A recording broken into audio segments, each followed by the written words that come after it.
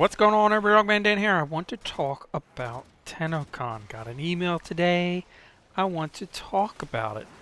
But before I do and address my thoughts on it, I'd like to just preface this by saying anybody that comes here and thinks that they can call people entitled, jackasses, blankety blank blank blank, you have no right to talk about this, you're just jealous, all that crap, just know right now the comment's going to be deleted, and if I'm in the mood, you'll be permanently removed from my channel. Because that's not the type of discussion that we're having here. Open your minds, people. That's all I'm going to say. So, let's talk a bit about TennoCon. Now, as I talk about this, there's going to be good and bad points to it, basically, from just my thoughts. And I don't know. I know there's probably some people out there that have feelings probably in the same idea as mine. So I'm just curious what people say. But again, don't be complete assholes. I personally, I'm not going to get to go. Again, I'm not going. It is what it is. So I don't honestly ever see myself ever going to TennoCon. I don't even have a passport. I don't even leave the country anymore. I used to have a passport, but I don't even do that anymore. So unless it comes here to the States, and unless it's someplace close to where I can get to, because Lord knows I am not a VIP, and I will never be at that VIP status, which is what we'll talk about in here, that I wouldn't be invited to actually go and paid for. So, basically, in terms of fan channels and those type of people that are part of the programs to support the game, once again, they're giving us a chance to get a free full day ticket. So if you're interested in going and you are a partner, a Warframe partner of some sort, either on Twitch or on, YouTube, or you're one of the websites that they, have listed on the partner program, then you do have the opportunity, if you do go, to get a full day ticket. It is July the 8th in London, Ontario. That's Canada. Canada, for anyone that's wondering. And basically, if you've gotten this particular email, then all you got to do is respond to the email that you're going, and they'll get you all set up. They can add you to the guest list. So, interesting. They have some new things that they're looking to do this year. First, if you are a partner and you have your own merchandise with your own branding and stuff like that, you are able to sell that while you're at TennoCon, but you need to let them know in advance. So if you have your own stuff, you are going to be able to sell it to people. But again, you have to let them know so they can have it prepared, or have you prepared for it, or whatever the case is. The autograph table and signing, that is going to be fully scheduled and requires sign up. So if you are going and you're going to be part of the autographs and whatnot, you're going to be available to give autographs to people, then you have to be part of the schedule. And I can see that, because it'd be absolute chaos not knowing who's there or whatever, and blah blah blah, right? And of course, there's other stuff that they did not mention. They've sent out a number of VIP invitations, so congrats yet again to the people that were VIPs last year. It's the same group of people again this year that are getting to be VIPs and paid for on the invitation. But unfortunately, they can't offer this to everybody. So if you receive your VIP invite, of course, you'll be there like you were last year, and that's where we're going to talk about. Otherwise, you're pretty much up shit's creek. Got to pay for it yourself and go yourself. And if you are going to go, though, you have the opportunity to get a free full day ticket. But you're not a VIP, so you're not really that important. And that's where I have to kind of address it. So if we're in the sense of we need to change things up, right? We need fresh, new, and all we're getting is old and stale. That's basically all it is. It's the same thing now for 3 years. It's always been the same. And I get to some extent why, because these big channels, these are the ones that are making more money, or they have more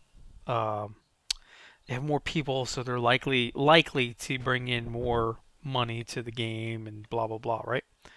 But at the same time, if you really want to advance your game, you want to grow your community, you want people to believe that you actually want to help others, or you want to see everybody get an opportunity, don't you think that it would be smart to change that up a bit?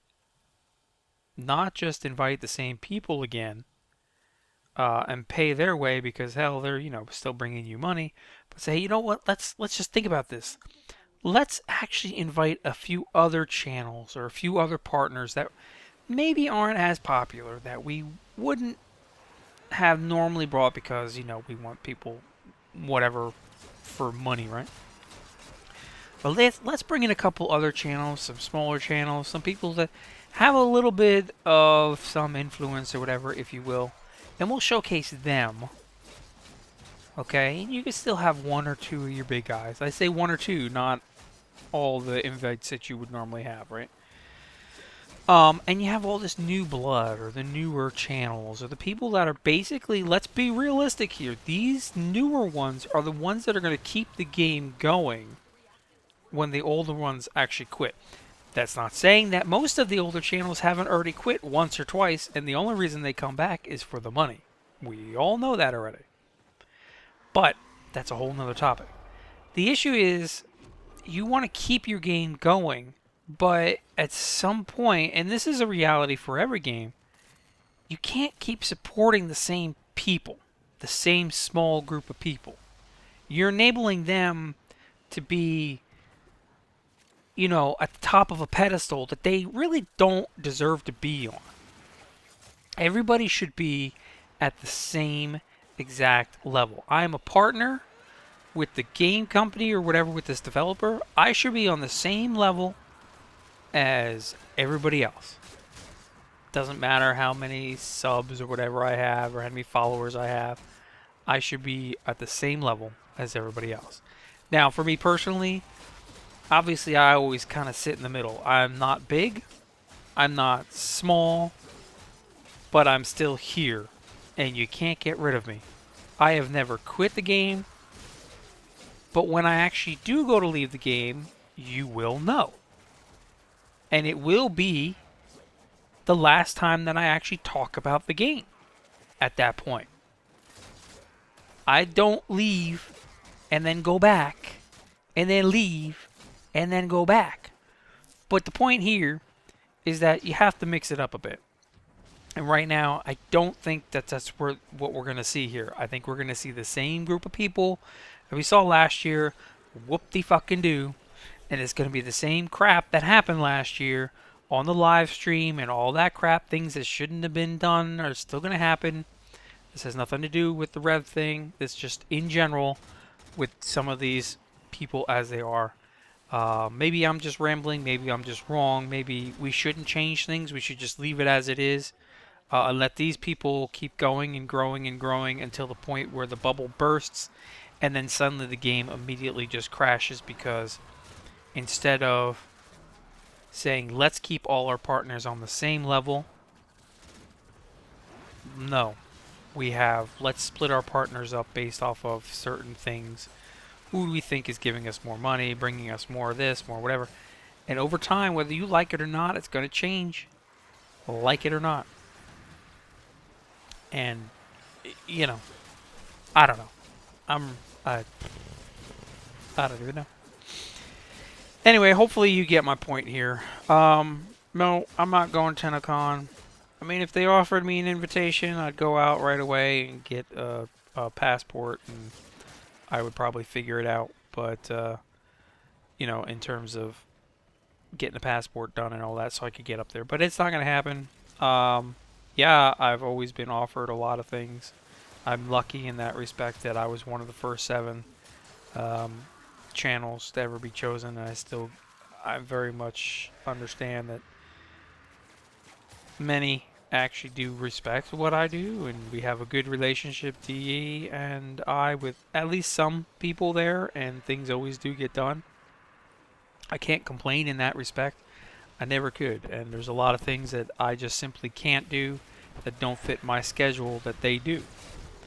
But nonetheless, my personal opinion here is that the VIP invitations need to change. You need to bring in fresh people. You need to mix it up a bit. Help other partners go and grow, especially newer ones. Not like brand spanking new, don't get me wrong, but some that are like semi-developed but may not be very big, but they're there, they're known, that they're struggling, and there's an opportunity to both help the game and help this person with their growth and your future. Because again, at some point, the big guy eventually leaves, or the big group eventually leaves, and it almost indefinitely kills your game by the fact that you didn't really support all those smaller channels. Because they'll never be able to catch up and take over what was there, if that makes any sense, without that proper help. Anyway, okay, that's it. I'm done rambling. That's my TennoCon 2017 ramble, if you will. Nothing horrible. I mean, yeah, sure. Whoever's going, enjoy it. Again, if you're a partner, you have a chance to get a free day ticket. You know, if you've got merchandise, you can sell your own branded merchandise. If you want to get on the autograph table, you obviously have to get yourself on a schedule, and then everybody will know who you are. Honestly, I don't know. I mean, if I went, I don't know if I'd want to be on the autograph table, because I don't feel like I'm that type of person. I'm not anybody different than what everybody else is in this game. I'm nobody more special than you. I just take some extra time to create content on YouTube. And people enjoy it, and so I keep creating it. That's all. But that doesn't make me any more special than any one of you guys at all. Anyway, I'll catch you guys soon.